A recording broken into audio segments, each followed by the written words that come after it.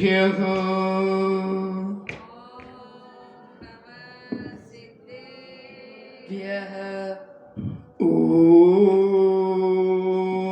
नमः सिद्धेभ्यः।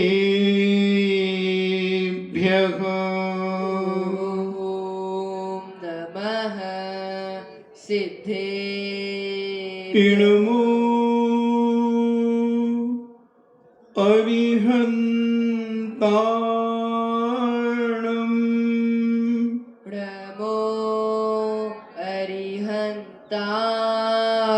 इणमो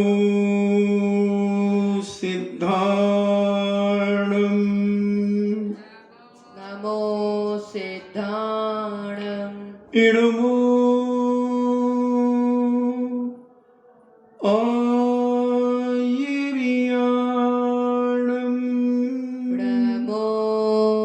आयर्याणम् इणमो उबज्झायाणम्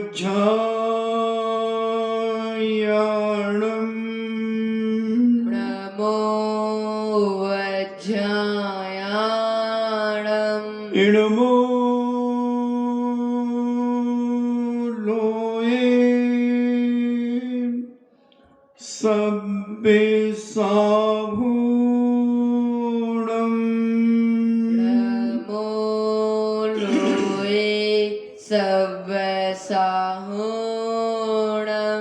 पंच परमेष्टि भगवान की जय हो। अहिंसामयी वीतराग विश्व धर्म की जय हो। देवादिदेव 1008 श्री आदिनाथ भगवान की जय हो। देवादिदेव 1008 चिंतामणि घोर उपसर्ग विजेता श्री पार्श्वनाथ भगवान की जय हो। देवादिदेव 1008 शासन नायक बाल ब्रह्मचारी भगवान महावीर स्वामी की जय हो। परम पूजनीय आचार्य श्रोमणि गुरुवर श्री कुंद कुंद महामुनिराज की जय हो। परम पूजनीय आचार्य श्रोमणि गुरुवर श्री विद्यासागर जी महामुनिराज की जय हो। परम पूजनीय निर्यापक श्रवण मुनि श्री सुधा सागर जी महाराज की जय हो। परम पूजनीय 3 कम 9 करोड़ महामुनि राजों की जय हो। तपोदय अतिशय क्षेत्र की जय हो। क्षुल्लक श्री 105 गंभीर सागर जी महाराज की जय।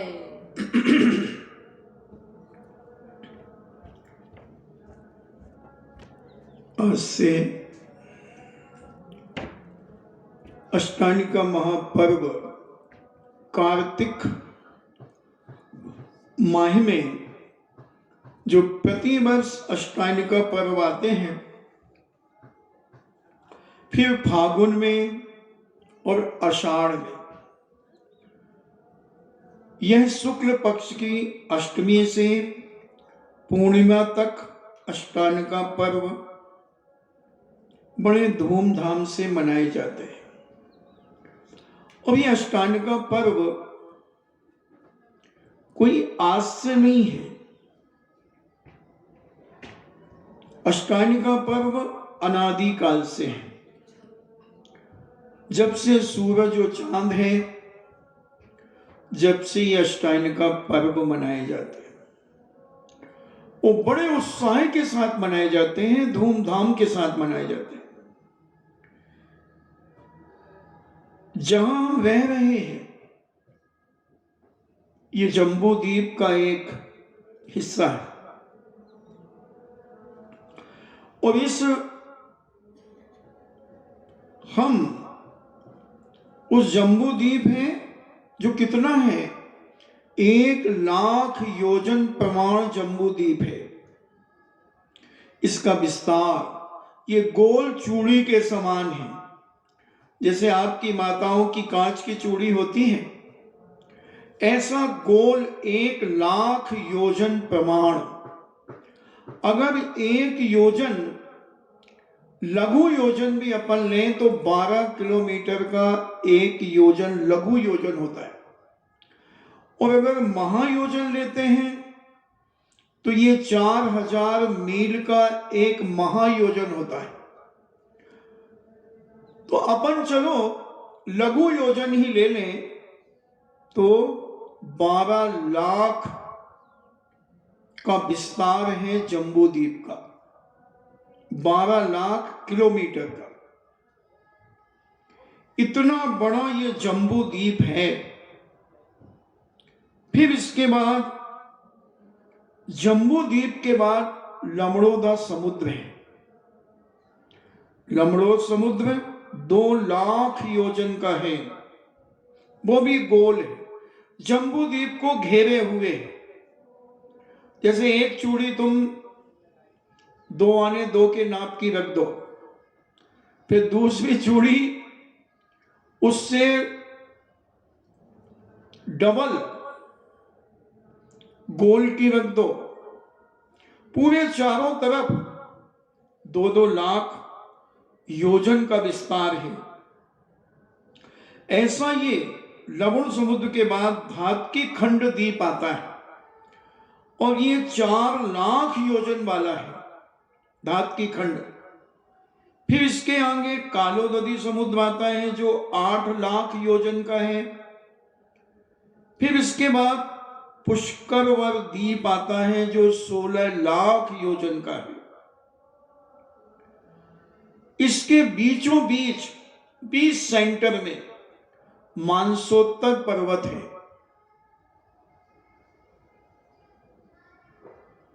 और मानसोत्तर पर्वत से आगे कोई मनुष्य जा नहीं सकता, मनुष्य का एक बाल भी नहीं जा सकता।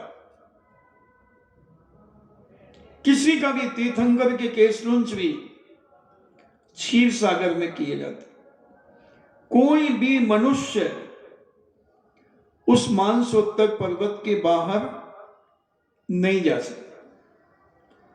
ऐसा ये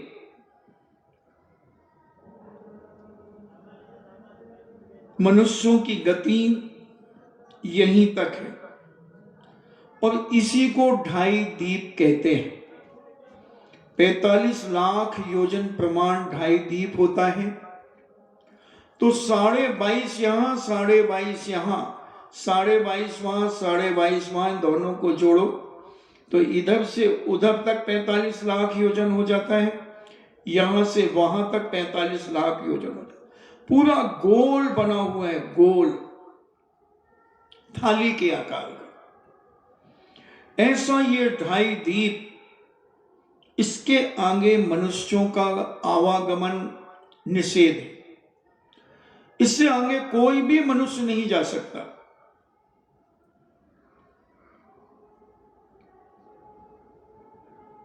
यह 2 समुद्रों से घिरा हुआ मानसोत्तर पर्वत और मानसोत्तर पर्वत 1721 योजन ऊंचा है और 1022 योजन चौड़ा है। और मूल व ऊपर इसकी जो चौड़ाई है, मतलब नीचे और ऊपर, वो 424 योजन है। ये स्वर्ण वर्ण से युक्त है, सोने का नहीं है मगर सोने के कलर का है। जैसे तुम्हारे गगन बिहारी भगवान का कमल सोने का नहीं है मगर इसका वर्ण स्वर्ण वर्ण, गोल्डन। तो ऐसा यह मानसोत्तर पर्वत, इसके भीतर महादिशा के 4 कूटों में जिन मंदिर बने हुए, इसकी चारों दिशाओं में बड़े अकृत्रिम जिनालय बने हुए हैं। वहां तक मनुष्य जा सकते हैं महादिशा के चारों कूटों में। आगे उन्हें जाने की शक्ति मनुष्य में नहीं है। कालोद समुद्र के आगे पुष्करवर द्वीप है, उसके पश्चात पुष्करवर समुद्र है, फिर उसके बाद वर्णीवर द्वीप है, उसके तदंतर वर्णीवर समुद्र है, और उसके अनंतर क्षीरवर द्वीप है, उसके पश्चात क्षीरवर समुद्र है। और इसका जल दूध नहीं है, क्षीर यानी दूध होता है, तो दूध नहीं है इसका जल, दूध के समान सफेद है। कई लोग कहते हैं ये दूध है, नहीं। जैसे किसी ने कहा चंद्रमुखी कन्या, तो क्या चंद्रमुखी कन्या का मतलब चंद्रमा के समान इसका मुख है, ना कि वो चंद्रमा है। उसी प्रकार जो क्षीरवर समुद्र है, उस क्षीरवर समुद्र की जो जल है वो सफेद है।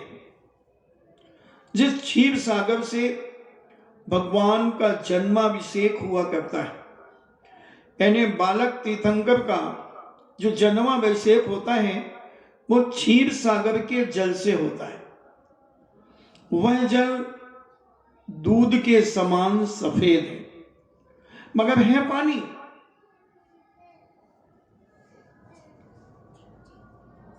ऐसा वह क्षीर समुद्र।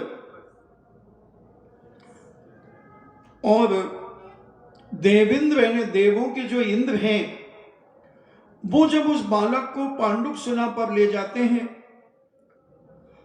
वो पांडुक शिला पर जन्माभिषेक इसी क्षीर सागर के जल से किया जाता है।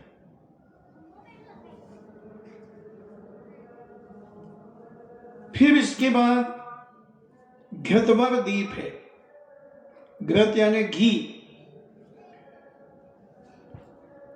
इसके बाद घृतवर समुद्र है, इसका जल भी घी के समान है, ना कि घी है। फिर इक्षुवर समुद्र, इक्षुवर द्वीप, फिर इक्षुवर समुद्र। इसका जल भी ईख के रस के समान है, गन्ने का रस नहीं है उसमें, गन्ने के रस के समान इक्षुवर समुद्र का जल है। यानी मीठा है, इक्षु के रस के समान मीठा तो है, मगर इक्षु रस नहीं है। इसके अनंतर नंदीश्वर द्वीप आता है, इसके पश्चात समुद्र आता है, नंदीश्वर समुद्र। इन द्वीप समुद्रों का जितना विस्तार दूना दूना है, इससे डबल डबल डबल डबल होता चला जाता है। दूसरे समुद्र से आगे के द्वीप का विस्तार दुगना है। इस प्रकार ये असंख्यात द्वीप समुद्र हैं। और स्वयंभू रमण समुद्र पर्यंत द्वीप समुद्र है, स्वयंभू रमण समुद्र अंत में है।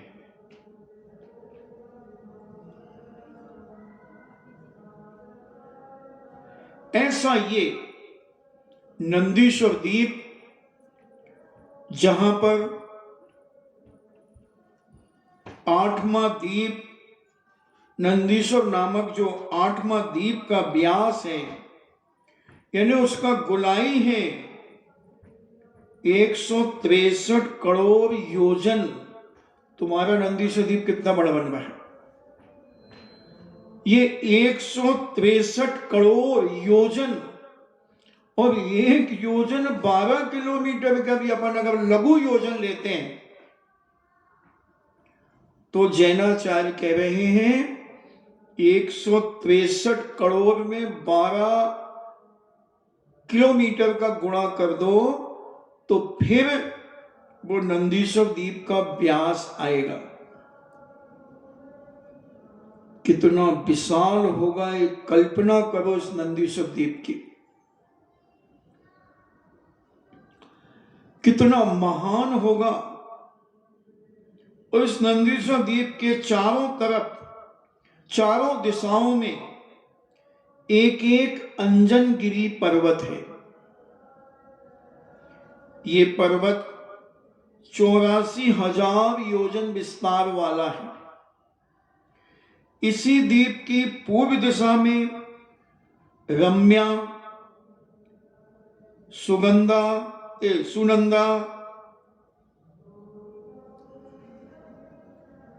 सुरम्या और सुसेना, ऐसे 4 वाटिकाएं हैं, इन्हें बावड़ियां हैं। दक्षिण दिशा में सुमाला, विद्युन्माला, सुसेना और चंद्रसेना नाम की वाटिकाएं हैं दक्षिण दिशा में। पश्चिम दिशा में श्रीदत्ता, श्रीसेना, श्रीकांता और श्री रामा नाम की वाटिकाएं हैं। उत्तर दिशा में कारमांगा, कामबाणा, सुप्रभा और सर्वदोभद्र नाम की वाटिकाएं हैं। ये वाटिकाएं जम्बूद्वीप के विस्तार वाली हैं, अर्थात 1,00,000 योजन प्रमाण एक एक वाटिका है। समझना, इस नंदीश्वर द्वीप की कल्पना करने में ही कितना आनंद आ रहा है, इसकी चर्चा सुनने में ही कितना आनंद अंदर से फूट रहा है। कैसा होगा वो विशाल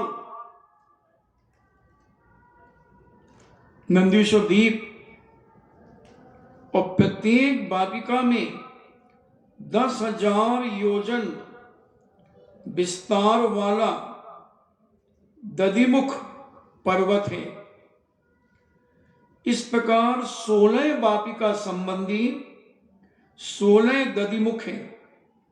प्रत्येक वाटिका के कोने में 2 रतिकर हैं। इस प्रकार कुल 32 रतिकर हैं। इनका विस्तार 1,000 योजन प्रमाण है। और इस प्रकार ये कुल 52 पर्वत हैं। प्रत्येक पर्वत के शिखर पर एक एक अकृत्रिम जिनालय है। इस प्रकार प्रत्येक दिशा में 13 जिनालय, और प्रत्येक जिनालय में 108 अकृत्रिम जिनबिंब विराजमान है। 108 एक एक जिनालय में। जो 52 जिनालय हैं, उन 52 जिनालय में 108 भगवान एक एक जिनालय में है। तो 52 जिनालय में है 108। अपन तो एक एक ही बिठा लेंगे। और ये अकृत्रिम हैं, किसी के द्वारा बनाए हुए नहीं हैं। कृत्रिम और अकृत्रिम। कृत्रिम तो वो होता है जो बनाया जाता है, जैसे अपना मंदिर पारसनाथ भगवान का कृत्रिम है। ये सारे कृत्रिम है, जो जो किसी के कार्य हैं वो सब कृत्रिम है। मगर वो जिनालय किसी ने नहीं बनाए, अपने आप बने हुए हैं, अपने आप। देखो तो प्रकृति की स्थिति। इस प्रकार 52 पर्वतों पर 52 जिनालय, 4, 16 और 32, ऐसे मिलाकर के ये 52 जिनालय। और प्रत्येक पर्वत के ऊपर शिखर पर एक एक अकृत्रिम जिनालय है। और इस प्रकार प्रत्येक दिशा में 13 जिनालय हैं। प्रत्येक जिनालय में 108 अकृत्रिम जिनबिंब हैं। और प्रत्येक जिनबिंब खड़गासन में नहीं है, पद्मासन में है। और उनके पद्मासन की ऊंचाई कितनी है? 500 धनुष की अवगावना वाले और 500 धनुष यानी 3000 फुट, 3000 फुट के भगवान विराजमान हैं। ऐसे विशाल इनकी प्रभा, इनका तेज और कांति सूर्य को भी लज्जित करती है। ऐसी इनकी कांति स्फुटित होती है, इन प्रतिमाओं से ऐसा तेज निकलता है, इनकी आभा निकलती है कि करोड़ों सूर्य भी लज्जित होते हैं इन जिनेंद्र भगवान के सामने। और नंदीश्वर द्वीप में 52 अकृत्रिम जिनालयों में कुल जो जिनबिंब हैं 5616 जिनबिंब हो जाते हैं। प्राकृतिक रूप से प्रतिमाओं के ओंठ बिल्कुल गुलाबी गुलाबी हैं। जो अकृत्रिम चैत्यालय होते हैं उसमें जो भगवान विराजित होते हैं, उन भगवान के जो ओंठ एवं नाखून और केसों की पंक्तियां श्याम वर्ण की हैं, यानी उनके ओंठ और ये नाखून तो गुलाबी हैं और बाल श्याम वर्ण के यानी कृष्ण बिल्कुल काले। और प्रतिमाओं के दर्शन का ऐसा अद्भुत प्रभाव है कि मिथ्या दृष्टि से भी मिथ्या दृष्टि जाए तो जिनेंद्र भगवान को देखकर उसकी अंतरात्मा में सम्यक दर्शन प्रकट हो जाता है। अनादिकाल से जो मिथ्या दृष्टि है, मगर उनकी ऐसी भीतराग मुद्रा देखकर, उनका रूप देखकर, उनकी अलौकिक छटा देखकर उसकी अंतरात्मा में सम्यक्त के भाव आ जाते हैं। वो सम्यक दर्शन प्राप्त कर लेता है और बड़े सहज भाव से प्राप्त कर लेता है। और कल्पवासी इंद्र एवं सम्यक दृष्टि देव ही नंदीश्वर द्वीप जाते हैं और वहां 8 दिन रहकर बड़े भक्ति भाव पूर्वक इन अष्टायनिका महापर्व में बड़े भक्ति भाव से वहां पर इन अष्टायनिका पर्व को मनाते हैं और महान साथी से पुण्य का वंद करते हैं। कभी कभार कोई मिथ्या दृष्टि देव भी उन देवों के सम्यक दृष्टि देवों के साथ चला जाता है तो वह भी सम्यक दर्शन को ग्रहण कर लेता है, प्राप्त कर लेता है।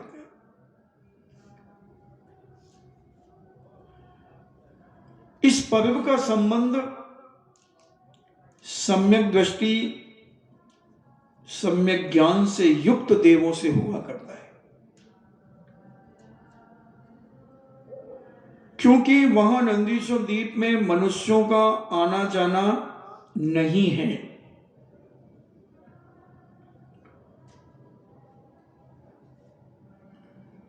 मनुष्य कहां तक जा सकते हैं? मानसोत्तर पर्वत तक, वो भी पहले पहले उसके। जैसे मान लो ये मानसोत्तर पर्वत है तो इसकी ये जो डंडियां हैं यहीं तक ही जा सकते हैं। मनुष्यों की शक्ति नहीं है, देव जा सकते हैं। ऐसा वह नंदीश्वर द्वीप के तो दूर है, मगर मानसोत्तर पर्वत तक ही मनुष्य नहीं जा सकता, उसके बाहर बाहर तक। इसे 2.5 द्वीप तक ही मानना, ये 2.5 द्वीप ही कहलाता है। इस 2.5 द्वीप तक विद्याधर या चारण विद्याधारी मुनिवर ही जा सकते हैं, सामान्य मनुष्य नहीं जा सकता। गृहस्थ आश्रम में रहते हुए तीर्थंकर भी नहीं जा सकते। ढाई दीप के आगे मनुष्यों का श्वास तक नहीं जा सकता, एक बाल भी नहीं जा सकता ढाई दीप के बाहर। तब कल्याणक के समय तीर्थंकर जब निर्गंध दिगंबरी दीक्षा धारण करते हैं, तब उनके केश रुंच जो करते हैं, उस समय नियमानुसार, नियोग के अनुसार देवता गण उन भगवान के केशों को रत्न की पिटारे में भर करके क्षीर सागर में डाल देते हैं। केश क्षीर सागर के आगे जाकर कपूर की तरह उड़ जाते हैं और देवगण रत्न पिटारी क्षीर सागर में भी स्थापित कर देते हैं। इस प्रकार यह स्पष्ट हो जाता है कि मनुष्य नंदीश्वर द्वीप में नहीं जा सकता, जो 8वां द्वीप नंदीश्वर द्वीप कहलाता है। वहां जाने में वह असंभव है। इसलिए संतों ने, महंतों ने अपने उपदेश के माध्यम से नंदीश्वर द्वीप की स्थापना करने का विचार इसी आर्यखंड में करवाया। अनेक जगह नंदीश्वर द्वीप बने हुए हैं। 1984 में पिशनारी, श्री पिशनारी की मड़िया जी में पूज्य आचार्य श्री विद्यासागर जी महाराज के सानिध्य में चातुर्मास में उसका शिलान्यास आदि हुआ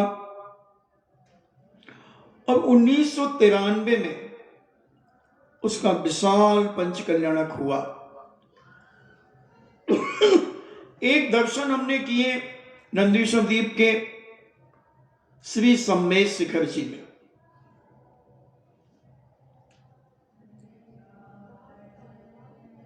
तीसरे नंदीश्वर द्वीप के दर्शन हमने आमा सुदर्शन तीर्थ क्षेत्र में किए।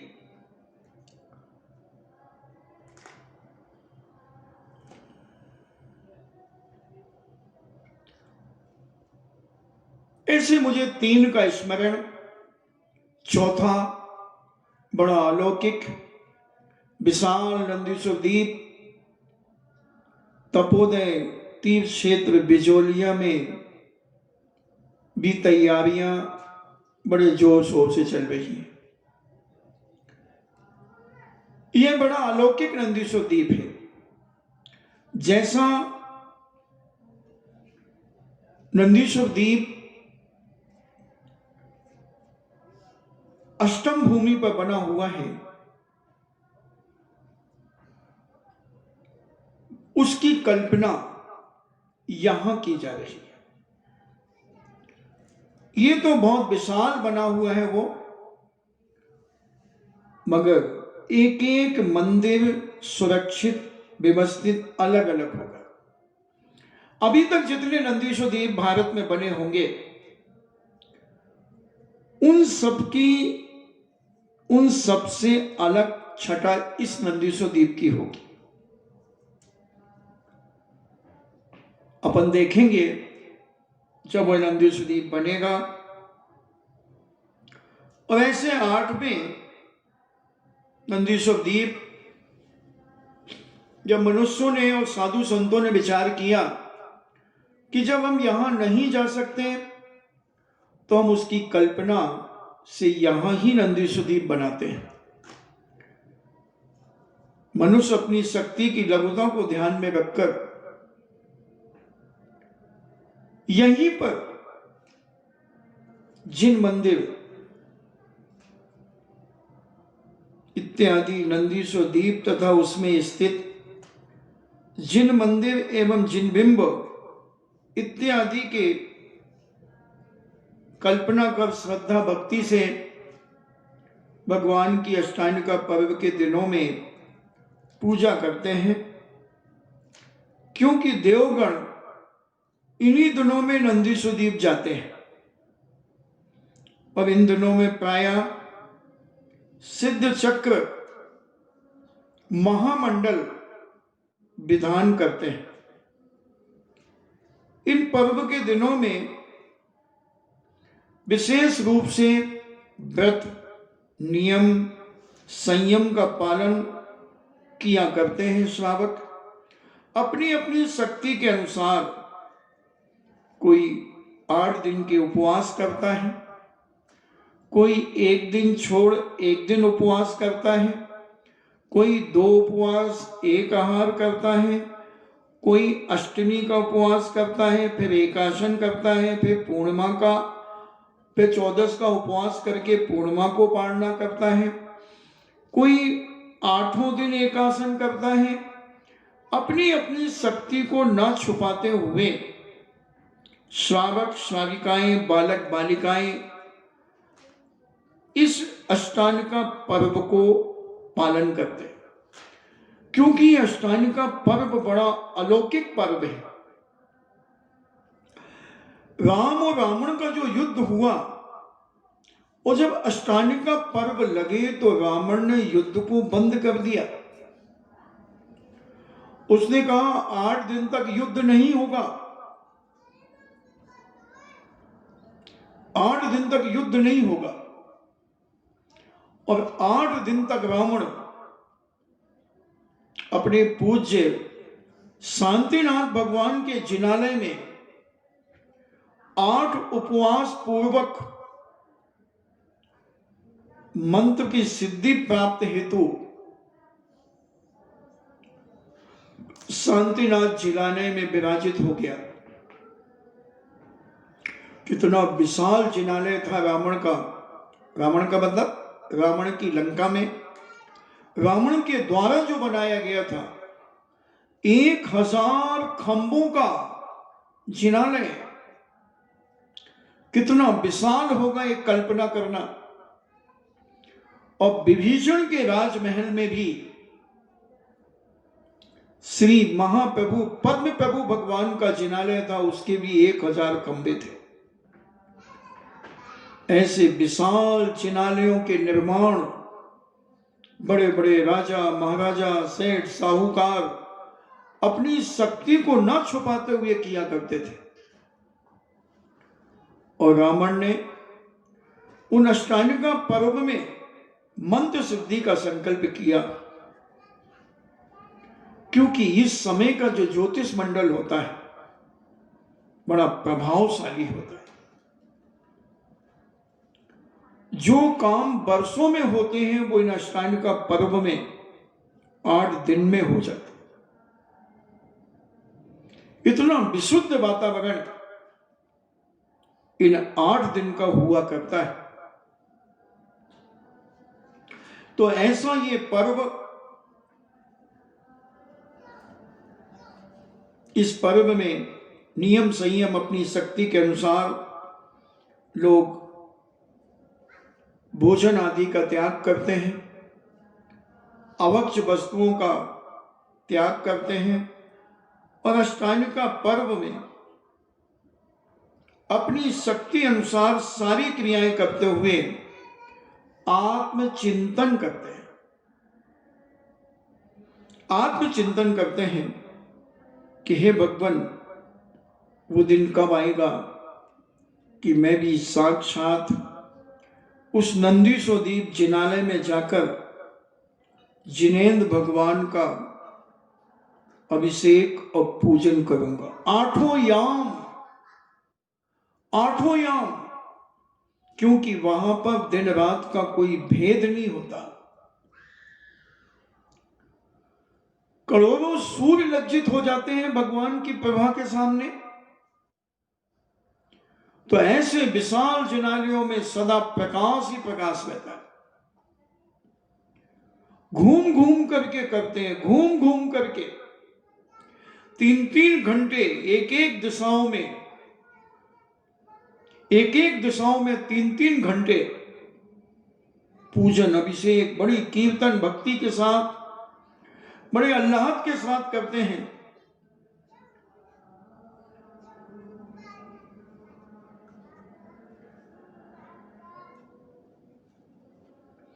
और ये अनादि निधन है।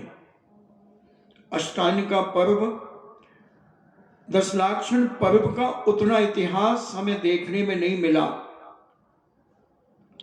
मगर ये अष्टांगिका पर्व और अष्टमी और चतुर्दशी, पूर्णिमा और आमस्या, ये अनादि काल से चले आ रहे हैं।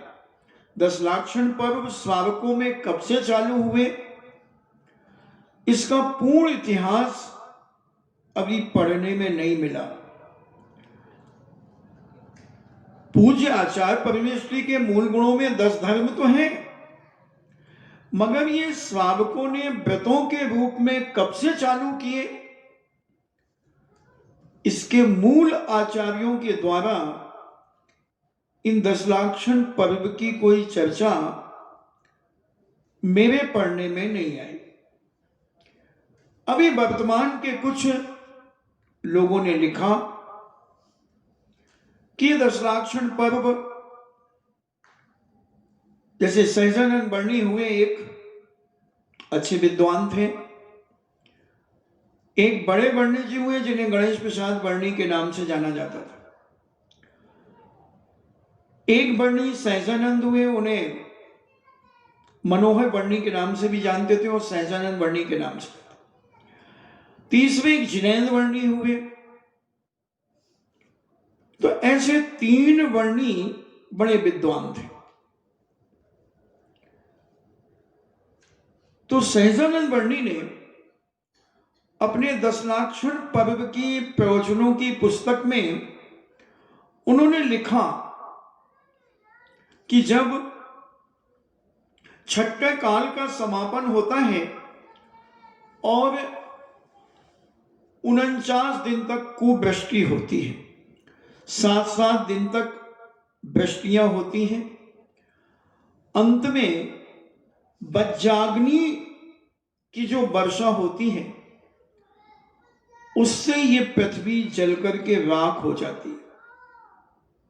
फिर इसके बाद पुनः छठा काल शुरू होता है, तो 49 दिन फिर सुवृष्टि होती है, जल की, घृत की, इक्षु रस की, आदि आदि। तो उससे पृथ्वी में पुनः सुहावनापन आता है, आह्लाद आता है, और जो संख्यात जोड़े विजयात पर्वत की गुफाओं में, कंदराओं में विद्याधर और देवता लोग जो छुपा देते हैं, वो सब बाहर निकलते हैं। पृथ्वी की सुगंधी जब फूटती है और वो बाहर निकल करके 49 दिन के बाद जो चौथ पड़ती है, और उस चौथ में ये पर्व लोग खुशी के रूप में मनाते हैं, जब से ये दशलाक्षण पर्व चालू होते हैं। ऐसा सहजानंद वर्णी जी ने अपनी एक पुस्तक में लिखा। मगर अभी मूल कहीं आचार्यों की बात दशलाक्षण पर्व की नहीं मिली। मगर अष्टांगिका पर्व का तो सभी आचार्यों ने एक मत होकर के इसकी घोषणा की कि अनादि निधन पर्व है, और सिद्धांत ग्रंथों का इन अष्टांगिका पर्व में स्वाध्याय का निषेध किया। पूज्य धवला पुस्तक 9 में कि चलिए सिद्धांत ग्रंथों का, मूल ग्रंथों का, ये सर्वार सिद्धि जो है तत्वार सूत्र में 3 अनुयोगों का विषय है, चरणानि योग, कर्णानि योग और द्रव्यानि योग का। तो एक प्रकार से ये संग्रह ग्रंथ हो जाता है 3 अनुयोगों का।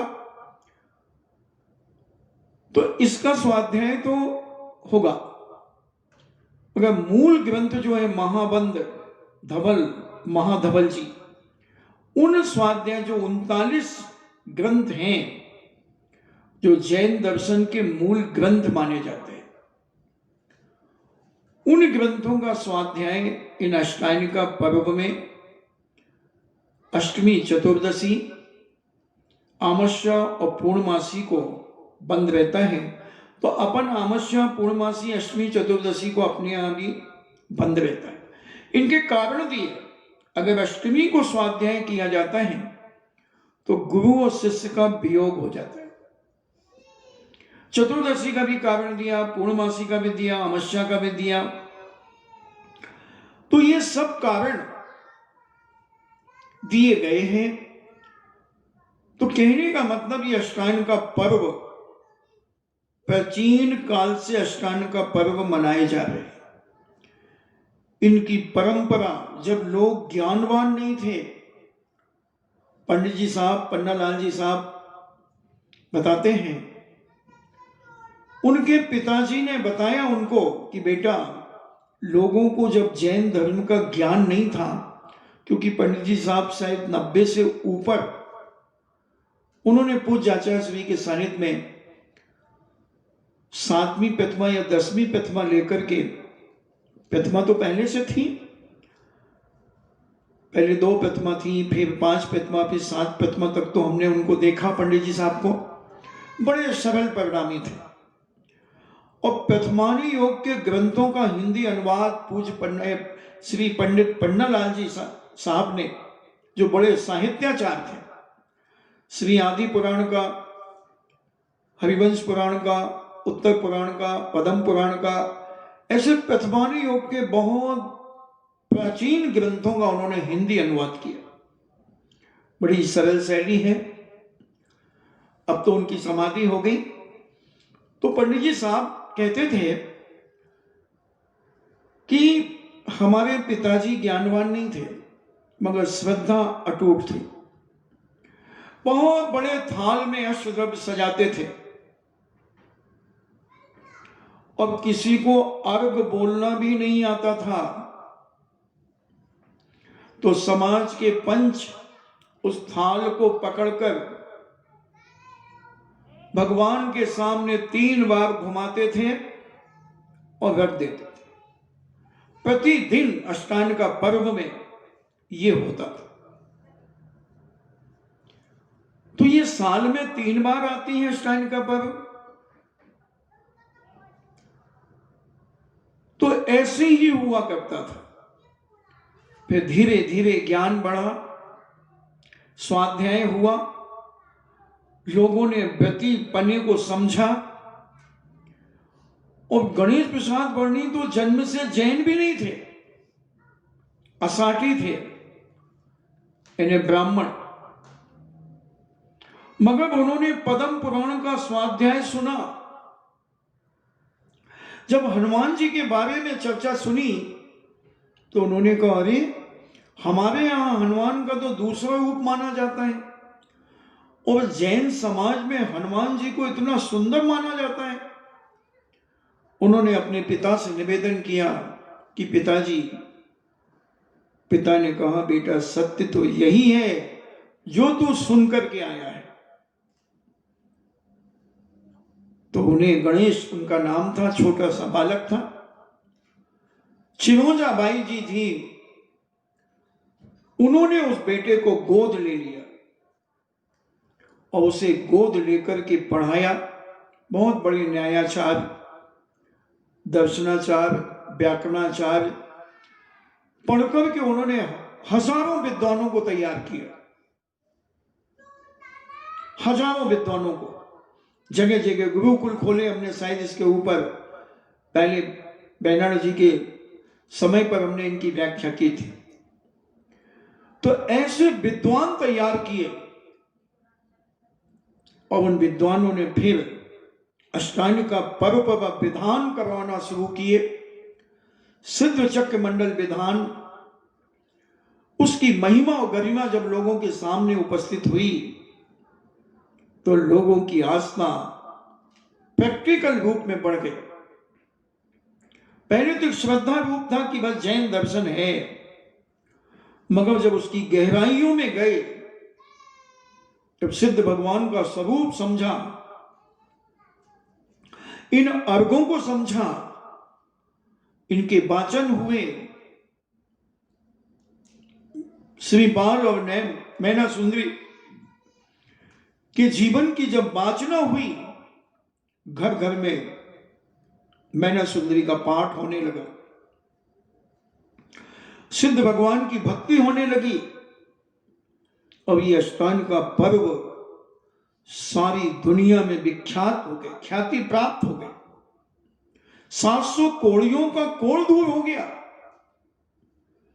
अपन इसकी चर्चा सुनेंगे, समझने का प्रयास करेंगे। कौन है श्रीपाल, कौन है मैना सुंदरी, कौन है सुरसुंदरी, और ऐसा क्या अतिशय हुआ इनके जीवन में, क्या इनकी आस्था और श्रद्धा कैसे बनी, उसकी चर्चा अपन बड़े विस्तार रूप में सुनेंगे। तो ये अष्टांग का पर्व मनाने की परंपरा जो मैं कह रहा हूं, बड़ी प्राचीन काल से है। इसके आयोजन में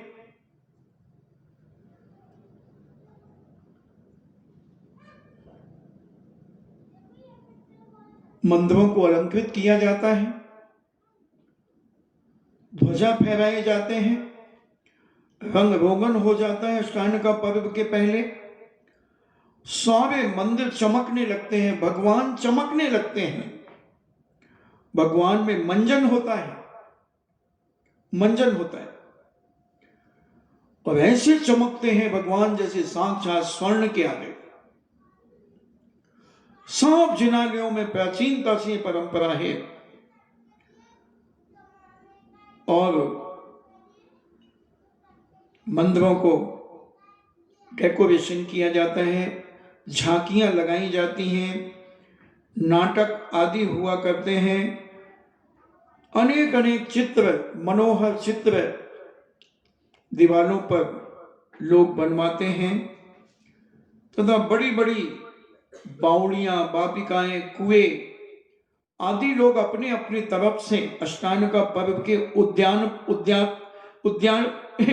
उद्यापन पर ये करवाते हैं, अपनी अपनी शक्ति को न छुपाते हुए। सोने का काम मंदिरों में कराते हैं, नाना प्रकार के माणने मंदिर जी में भेंट करते हैं, और बंधन वाले मंदिरों में, अपने घरों में बंधन वाले, आज परंपरा खत्म हो गई बंधन वालों की। पहले भरत चक्रवर्ती जैसा राजा अपने राजमहल में बंधन बारे लगाता था, झुक के बैठोगे तो नींद आएगी, इसलिए सीधे हमेशा बैठना चाहिए। तो बंधन बारे चक्रवर्ती लगाता था, 24 घंटियां लगी होती थी, और जब चक्रवर्ती निकलता था तो वो घंटियां टकराती थी, उसे 24 भगवान का स्मरण होता था। इतने सुंदर सुंदर बंधन बारे ये अभी 10-20 साल से बंद हो गए। ये मंदिरों में लगा देते हैं, अब लगने लगे, वास्तु वालों ने बताया होगा। वो पहले क्रोशिया से बना बना करके महिलाएं घरों में लगाती थी, अच्छे फुंदरे लटकते थे, उनमें बहुत सुंदर होते थे।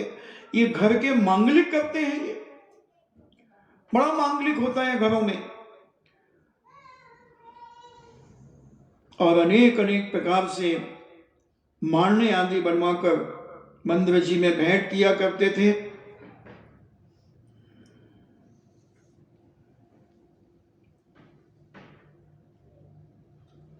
कलश सजाते थे, मोतियों की मालाएं लटकती रहती थीं, उनमें घी दूध आदि उन कलशों में भरे रहते थे, क्योंकि ये मांगलिक है।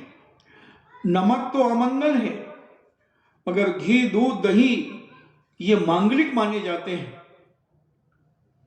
पीली सरसों, हल्दी, कुंवारी कन्या, ये सब मांगलिक माने जाते हैं।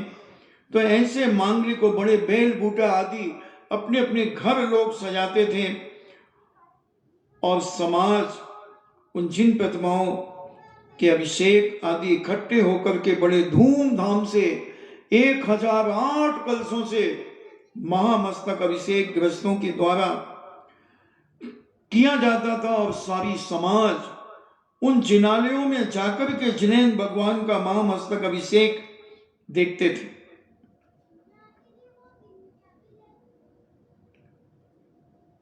ऐसे अनेक अनेक प्रकार से मंदिरों को सजाकर उनकी सुगंधी से भौड़े मरवाने लगते थे। ऐसे समय समय पर ऐसे कार्यक्रम समाज में होते थे और इनसे मारना बन बन करके चूर्ण के मारने बनाए जाते थे। बड़े सुंदर सुंदर मारने बनाकर जिनेंद्र भगवान का व सिद्ध भगवान का विधान आदि होता था। महिलाएं अपने घरों में चूर्ण पीसती थी और वो सारा चूर्ण मंदिर ला करके मंदिर जी में रख करके भेंट करती थी और फिर समाज के लोग उसका मारना बनाया करते थे और बड़े धूमधाम से स्वर्ण कलश, चांदी के कलश, मणिरत्न से निर्मित कलशों से महापूजा किया करते थे, अभिषेक करते थे और उसका गंधोदक प्रत्येक श्रावक श्राविका अपने ब्रह्मबंध के ऊपर, ललाट पर और नेत्र युगल पर, इन 3 स्थानों पर जिनेंद्र भगवान का गंधोदक लगाते थे और बड़े उत्तम उत्तम नगाड़े, मृदंग, तुरवी, शंख, काहल आदि वादितों से मंदिर में विशाल शब्द हुआ करता था। कहीं पर बड़े धूमधाम से नगर में जिनेंद्र भगवान का रथ निकाला जाता था। इन दिनों समस्त पृथ्वी पर राजा की ओर से जीवों के मारने का निषेध रहता था। 8 दिन तक कोई भी हिंसा नहीं करेगा। ऐसी कई घटनाएं हमारे जैन दर्शन में आती हैं। यदि राजाओं में युद्ध हो रहा हो तो दोनों पक्ष के योद्धा युद्ध से विरत हो जाते थे, यानी युद्ध छोड़ देते थे, कसाई छोड़ देते थे। और हम तो अष्टांग का पर्व में और लड़ते हैं और कसाई करते हैं। तो ये सारी की सारी चीजें हमारे जैन दर्शन में बड़े विशाल रूप से हुआ करती थी।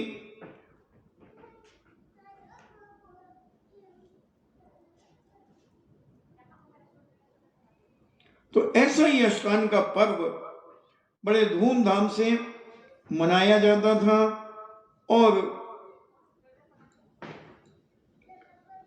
इसके जाप आदि जो दिए गए हैं वो आप कैलेंडर में भी देख सकते हैं, कैलेंडर में भी होंगे।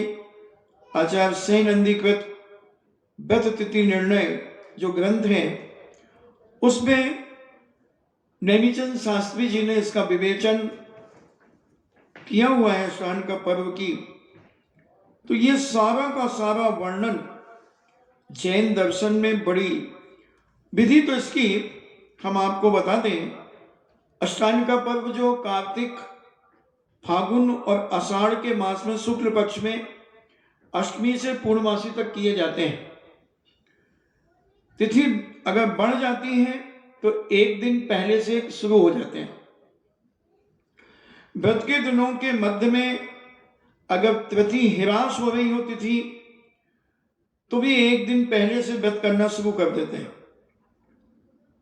जैसे तिथि बीच में कहीं टूटेगी तो सप्तमी से चालू कर देते हैं। सप्तमी को उपवास, अष्टमी को पारना, नवमी को कांजी छाछ, दशमी को अरुणोदर, एकादशी को उपवास, द्वादशी को पारना, त्रयोदशी को नीरस भोजन और चतुर्दशी को उपवास। और शक्ति न होने पर पूर्णिमा को उपवास, शक्ति के अभाव में अरुणोदर तथा प्रतिपदा को पारना करना चाहिए। यह सरल और जघन्य विधि अष्टांग का व्रत की है। व्रत की तो उत्कृष्ट विधि क्या है?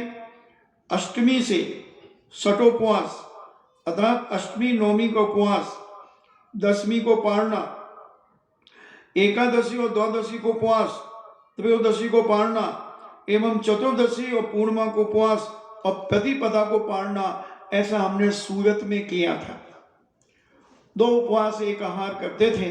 अष्टायनिका में ऐसे 44 उपवास किए थे 2004 के चातुर्मास में। तो ऐसे विधियां आचार्यों ने दी हैं। इस प्रकार विधि से जो व्रत नहीं कर पाते उनकी विधि दूषित हो जाती है और यह व्रत का फल भी उन्हें प्राप्त नहीं होता। तो हम ग्रहण करें ऐसे व्रत उपवास आदि अपनी शक्ति को न छुपा करके करना चाहिए। शक्ति सबके पास है, कोई भी शक्तिहीन है ही नहीं। तो ऐसे इनके मंत्र जाप आदि भी दिए हुए हैं।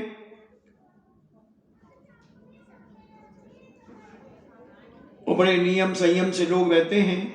भूमि पर शयन करना, सचित पदार्थों का त्याग, अष्टमी को आदि उपवास, रात्रि को जागरण आदि क्रियाएं करते हैं, कीर्तन करते हैं भगवान का बड़े भक्ति भाव से। 8 दिन तक बड़ा माहौल ऐसा बन जाता है कि जिसका कोई बखान मेरी जिह्वा तो नहीं कर सकती। ऐसे नंदीश्वर पर्व का मंडल बड़े महिमा के साथ मैंने देखे। रात रात कीर्तन होते थे, भजन होते थे, नृत्य होते थे, पाठ होते थे, जागरण होता था। दिन में पूजन पाठ और रात्रि में जागरण। बड़ी बड़ी मंडली आती थी, मंडली के कंपटीशन होते थे, भजन गायक आते थे। उस सारे जैन धर्म के भजन गाए जाते थे, हजारों की जनता बैठती थी। ऐसे मांगलिक कार्यक्रम होते थे और जाप, अष्टमी का जाप अलग, नवमी का जाप अलग, दसवीं का अलग, 11वीं का अलग, 11वीं का अलग, ऐसे सब प्रकार के पूरे 8 दिन के जाप होते थे।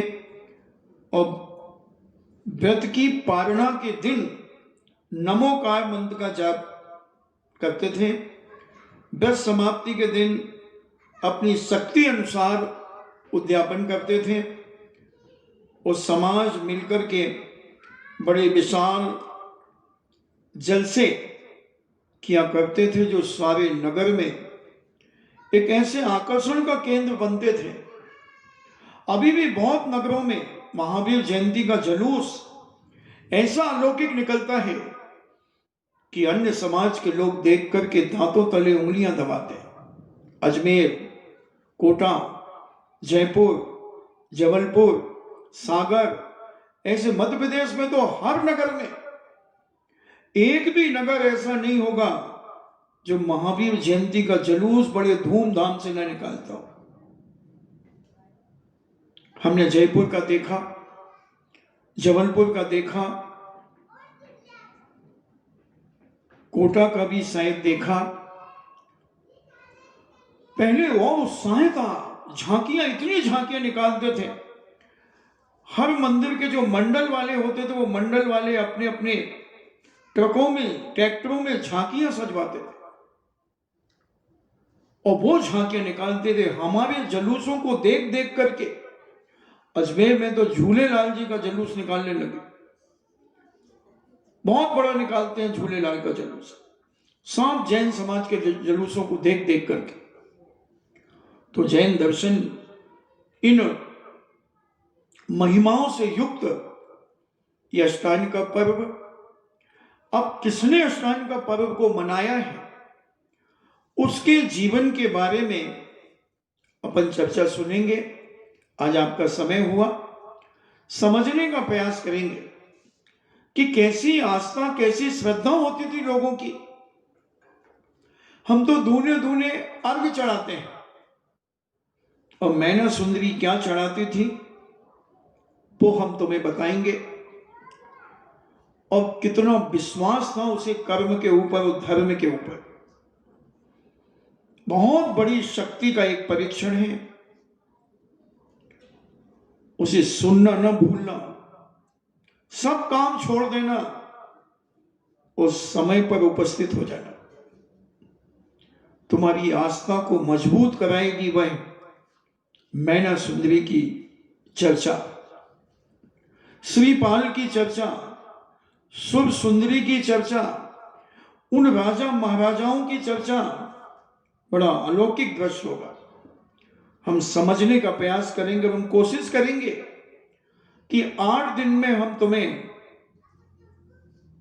सिद्ध चक्र मंडल विधान की महिमा, मैना सुंदरी की गरिमा, श्रीपाल की श्रद्धा, सारी की सारी हम 8 दिन में, वैसे मेरे बस की बात नहीं है कि मैं 8 दिन में पूरी कर सकूं।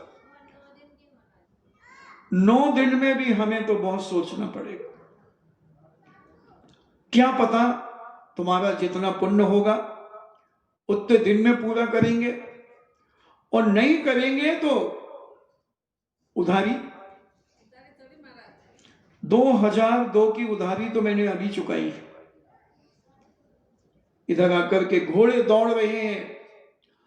2002 में जब हम यहां से बिहार किया था तो हमारा प्रवचन 1 दिन पहले घोड़े हमने दौड़ाए थे, और 17 साल के बाद हमने पुनः उसी समय उसी जगह से उसी पॉइंट से पुनः प्रवचन करना शुरू किया था। घोड़े दौड़ रहे हैं।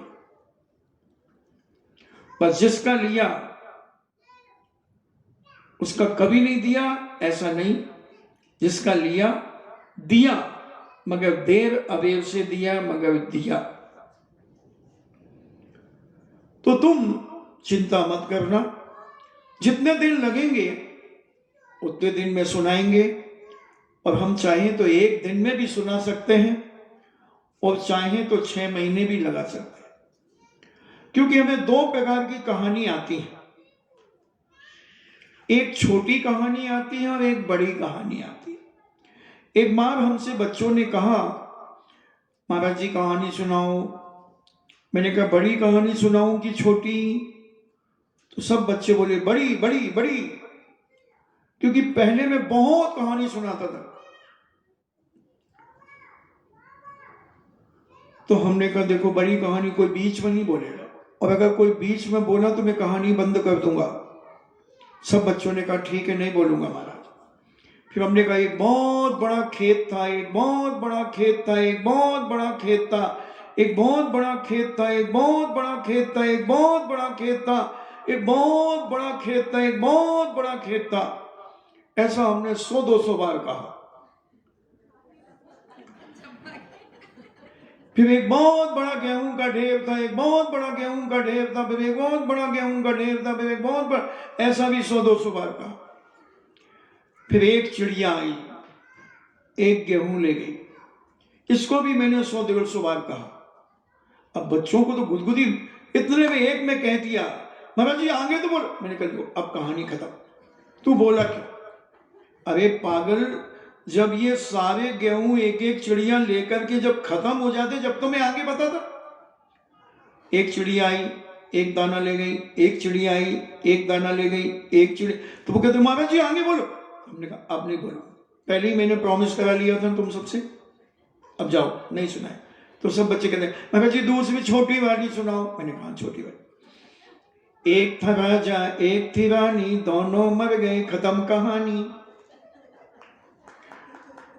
तो मैं छोटी कहानी भी जानता हूं और बड़ी भी जानता हूं, एज यू लाइक। मैं 1 दिन में भी सिद्ध चक्र मंडल की बात खत्म कर सकता हूं और 6 महीने भी लगा सकता हूं। तुम्हें जैसा सुनना हो। अपन तो 3 प्रकार की पूजा जानते हैं। पूजा 3 प्रकार की, छोटी बड़ी मझोल। जैसी तुम्हें पसंद हो वैसी अपने पास है। आपका समय हुआ तो ये अष्टांग पर्व की आस्था मैं तो कम से कम तुम सबसे कहना चाहता हूं कि तुम अगर वाकई में जैन कुल में तुमने जन्म लिया है तो जितने लोग मेरी आवाज सुन रहे हैं, और एक एक व्यक्ति कम से कम 5-5 लोगों को, 10-10 लोगों को ये आवाज भेजे कि अष्टांग का पर्व आज से चालू हो गए हैं, कोई भी बाहर की कोई वस्तु मत खाना, ना खाना, ना पीना, ना देखना। जो तुम्हारी मां, जो तुम्हारे परिवार में जो बने उसको तुम खाना, 8 दिन तक कम से कम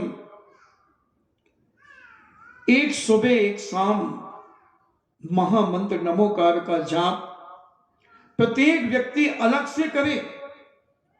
जो तुम करते हो वो नहीं, एक एक जाप अलग से अष्टांग का पर्व की बड़ी श्रद्धा के साथ करें बंधुओं। ये बड़े पुण्य कमाने के अवसर होते हैं और बड़ी शक्ति, आत्म शक्ति को जागृत करने का मौका इन अष्टांग का पर्वों में मिलता है। रावण जैसे ने युद्ध छोड़ दिया, इतना क्रूर और पापी व्यक्ति ने, और जिनालय में जाकर के जाप करने लगा 24 घंटे 8 दिन तक, न खाना न पीना, उपवास पूर्वक। तो क्या हम 2 माला नहीं कर सकते बड़ी श्रद्धा से? पारसनाथ प्रभु के पास बैठ जाओ, निज मंदिर में बैठ जाओ, गणधर परमेश्वरी के मंदिर में बैठ जाओ, गगन बिहारी में बैठ जाओ। जगह तो अपार है, उस जगह का उपयोग करने वाले की कमी है। कुछ अलग लगे तुम्हें कि अष्टांग का पर्व चालू हो गए, रोज जो करते थे वो तो करो, मगर कुछ नया भी करो, कुछ हटकर के करो। कोई बात नहीं, मुझे कल बताना चाहिए था, मेरी गलती है, आई एम सॉरी प्लीज, मगर आज ही कम से कम 2 माला तो तुम सोने के पहले फेरे ही लो। नमोकार मंत्र की फेरे, कोई बाधा नहीं, बहुत शक्तिशाली मंत्र है। हम इस मंत्र की व्याख्या बहुत कर चुके हैं, 1.5-2 महीने हमने नमोकार मंत्र की व्याख्या की है। और बड़ी श्रद्धा से, झोंके मत लेना। अगर माला फेरने में झोंके आए तो खड़े होकर के फेर लेना, या फिर दीवार के तरफ मुंह करके फेरना, दीवार से सट करके। अगर एक झोंका आया तो खट दीवार में सिर लगेगा, सारी नींद फींद सब उड़ जाएगी, झंझनाहट आ जाएगी मस्तक में, तो नींद उड़ जाएगी। या ठंडा पानी रख लेना और जैसे ही नींद आए तो ठंडा पानी आंखों में लगा लेना। माला फेरता नहीं, माला का पहले, तो फिर नींद नहीं आएगी। बड़ी श्रद्धा से फेरो, देखो फल तो श्रद्धा का है, निर्दोष माला का है, और बड़ी शक्ति प्राप्त होती है। प्रतिदिन की माला और अष्टांग का पर्व की माला में बड़ी शक्ति होगी, बहुत बड़ी शक्ति होगी। ऐसी भावना अपनी बनाएं और इन्हीं मंगल भावना के साथ सबकी आत्मा परमात्मा बने। जिनवाणी स्तुति। जिनवाणी के ज्ञान से सूझे लोकालोक, सोबाणी मस्तके धरूं सदा देते हूँ धोख। हे जिनवाणी भारती तो है जपो दिन रैन, जो तेरो शरणागहे सो पावे सुख चैन। देव भजो अरिहंत को गुरु सेवा निर्ग्रंथ, दया धर्म पालो सदा यही मोक्ष का पंथ। 9 बार नमोकार।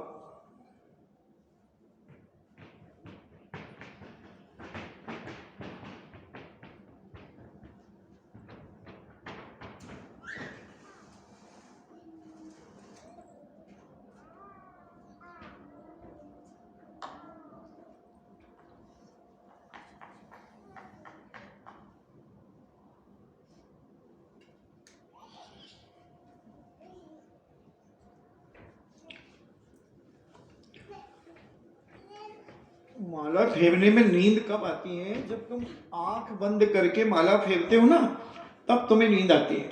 और आंख खोल करके भगवान को निहारते रहो और जिनालय में माला फेरो तो तुम्हें नींद नहीं आएगी। एक गीला कपड़ा रख लो, माला फेरने के पहले आंखों में थोड़ा लगा लो और फिर बैठो। थोड़ी सी अच्छी रीढ़ सीधी करके बैठो, झुक करके बैठोगे तो नींद आएगी, रीढ़ सीधी करके बैठोगे तो बिल्कुल भी नींद नहीं आएगी। और एक माला हो जाए तो थोड़ा सा फिर अपने आंखों को धो लो, थोड़ा सा चल फिर लो, फिर दूसरी माला फेर लो। अभी लगातार फेरना है, फिर तो सुबह शाम फेरना है। और फेरो, महान पुण्य है। गर्भ तुम भी फेरो। परम पूजनी द्वादशांग जिनवाणी माता की सुत देवता, सुत देवता, सुत देवता, जैनम जेतु शासनम, जैनम जेतु शासनम, जैनम जेतु शासनम। पहली प्रतिमा लेने के तो अभी भी भाव है, मगर कहता है बाहर की छूट दो खाने की। बताओ, आज भी कह रहा था तो कैसे दे दें? घर में खा ले, जो बना के खाना है, बनवा के खाना है।